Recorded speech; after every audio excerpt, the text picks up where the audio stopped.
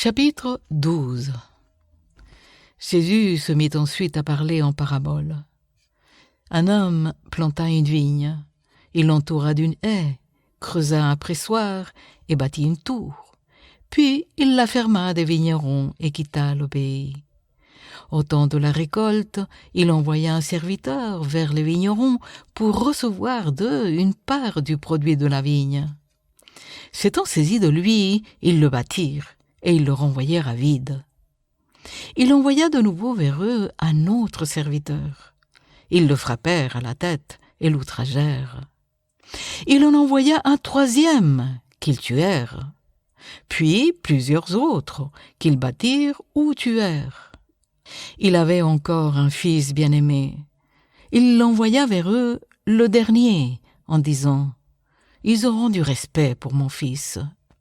Mais ces vignerons dirent entre eux « Voici l'héritier, venez, tuons-le, et l'héritage sera à nous. » Et ils se saisirent de lui, le tuèrent et le jetèrent hors de la vigne. Maintenant, que fera le maître de la vigne?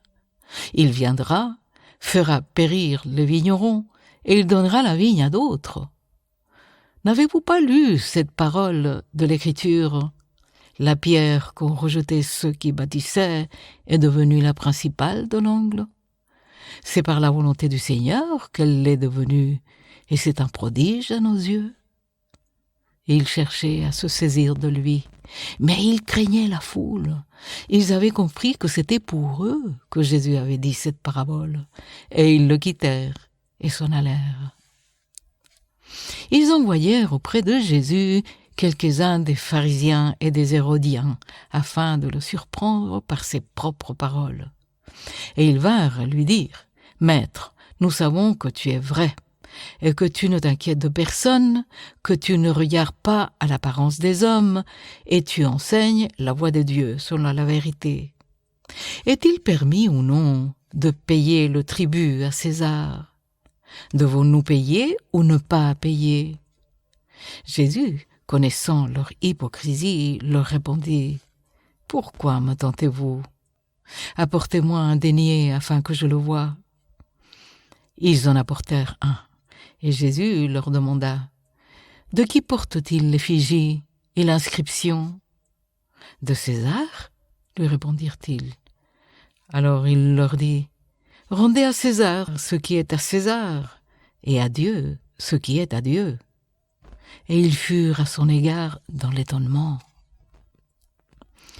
Les Sadducéens, qui disent qu'il n'y a point de résurrection, vinrent auprès de Jésus et lui posèrent cette question. « Maître, voici ce que Moïse nous a prescrit. Si le frère de quelqu'un meurt et laisse une femme sans avoir d'enfant, son frère épousera sa veuve et suscitera une postérité à son frère. Or, il y avait 7 frères. Le premier se maria et mourut sans laisser de postérité. Le second prit la veuve pour femme et mourut sans laisser de postérité. Il en fut de même du troisième, et aucun des 7 ne laissa de postérité. Après eux tous, la femme mourut aussi. À la résurrection, duquel d'entre eux sera-t-elle la femme? Car les 7 l'ont eue pour femme. » Jésus leur répondit « Vous êtes dans l'erreur, parce que vous ne comprenez ni les Écritures, ni la puissance de Dieu.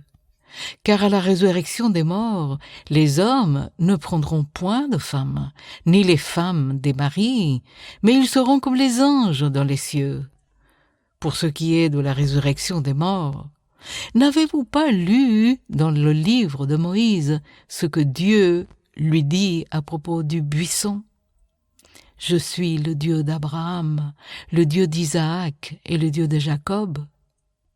Dieu n'est pas Dieu des morts, mais des vivants.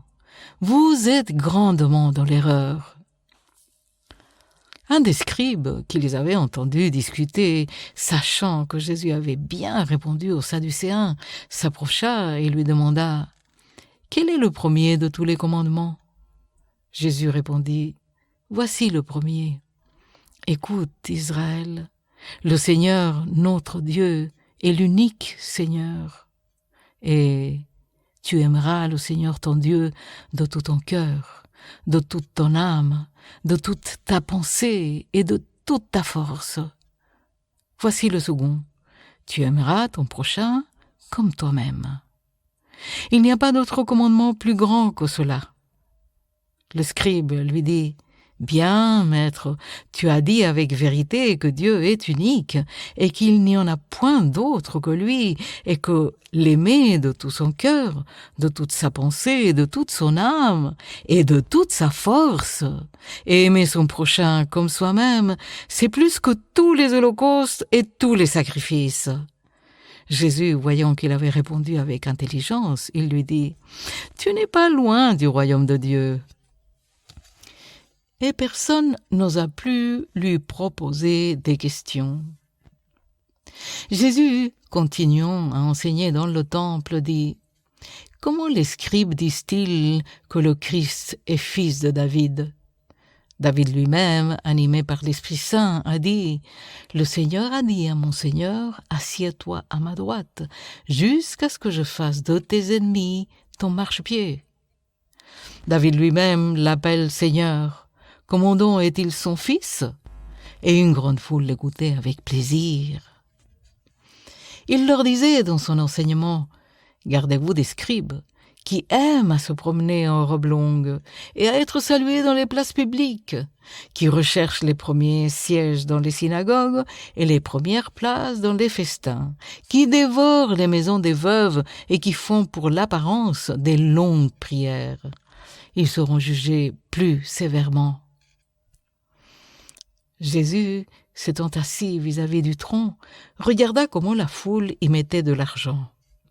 Plusieurs riches mettaient beaucoup. Il vint aussi une pauvre veuve, et elle y mit 2 petites pièces, faisant 1/4 de sou. Alors Jésus, ayant appelé ses disciples, leur dit « Je vous le dis en vérité, cette pauvre veuve a donné plus qu'aucun de ceux qui ont mis dans le tronc. Car tous ont mis de leur superflu, mais elle a mis de son nécessaire, tout ce qu'elle possédait, tout ce qu'elle avait pour vivre. »